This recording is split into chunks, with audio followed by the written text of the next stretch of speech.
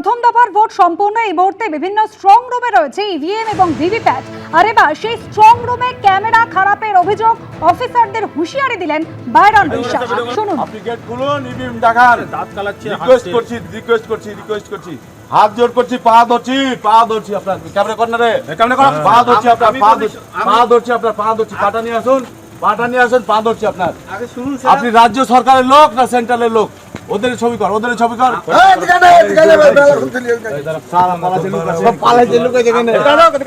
আপনি আমাদের রাজ্য সরকারের পুলিশ তো কেন ছিলেন?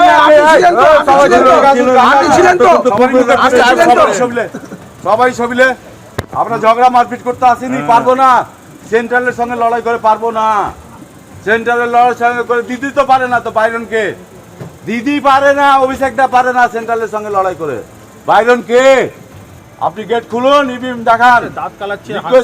রিকোয়েস্ট করছি হাত জোর করছি, পা ধরছি আপনার ক্যামেরা কর্নারে, পা ধরছি আপনার, পা ধরছি, পাটা নিয়ে আসুন, পা ধরছি আপনার।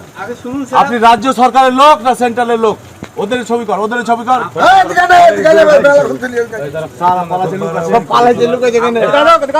আপনি আমাদের রাজ্য সরকারের পুলিশ তো কেন ছিলেন?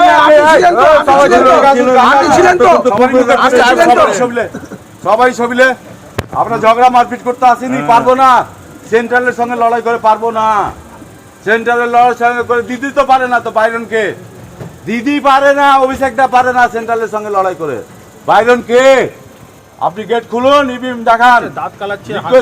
রিকোয়েস্ট করছি হাত জোর করছি, পা ধরছি আপনার ক্যামেরা কর্নারে, পা ধরছি আপনার, পা ধরছি, পাটা নিয়ে আসুন, পা ধরছি আপনার। আপনি রাজ্য সরকারের লোক না সেন্ট্রালের লোক? শুনছেন সাগর দেখে তৃণমূল প্রার্থী, তিনি রীতিমতো হুমকি দিচ্ছেন গেট খোলার জন্য, বলছেন চাকরি চলে যাবে, বাংলায় থাকতে পারবেন না। রাজীব চৌধুরী আমাদের প্রতিনিধি রয়েছেন আমাদের সঙ্গে টেলিফোন লাইনে। রাজীব, কি কারণে বাইরন বিশ্বাসে এই ধরনের হুঁশিয়ারি, ঠিক কি অভিযোগ তার? বাইরন বিশ্বাস গতকাল মধ্যরাতে তিনি গিয়ে পৌঁছান জঙ্গিপুরের যে পলিটেকনিক কলেজ রয়েছে, যেখানে ইভিএম স্ট্রং রুমে রাখা রয়েছে। তিনি খবর পান যা তার কর্মীরা যারা ইভিএম এর যে স্ট্রং রুম রয়েছে তার বাইরে রয়েছেন, তারা খবর পান যে সিসিটিভি বন্ধ করা রয়েছে এবং লোডশেডিং হয়েছে। এই খবর পাওয়ার পরে তিনি বাইরন যেটা দাবি করছেন, তিনি জঙ্গিপুরের মহকুমা শাসকের সঙ্গে যোগাযোগ করেন এবং তারপরে সেটা প্রাথমিকভাবে তার সমস্যার সমাধান হয়।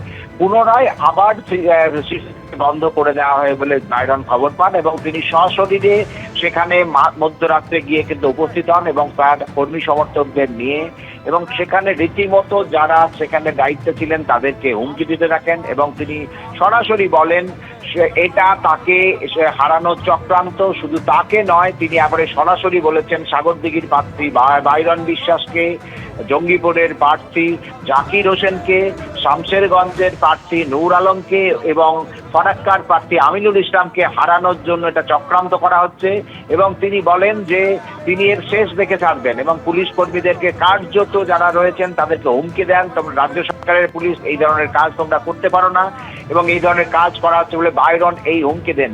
এবং বাইরন এই হুমকি দিয়েই শেষ নয়, এবং বাইরন সরাসরি যেটা বলছেন যে এই ঘটনার দলীয় স্তরে প্রতিবাদ হওয়া উচিত। তিনি মধ্যরাত্রে গিয়ে প্রতিবাদ করেছেন, কিন্তু যারা দলের নেতৃত্ব রয়েছেন, জেলা সভাপতি রয়েছেন জঙ্গিপুর সাংগঠনিক জেলার এবং যে নেতৃত্ব, তারা কেন এই ব্যাপারে কোনো প্রতিবাদ করছেন না, এটা নিয়েও কিন্তু বাইরন ইতিমধ্যেই সরব হয়েছেন। এবিপি আনন্দ, এগিয়ে থাকে, এগিয়ে রাখে।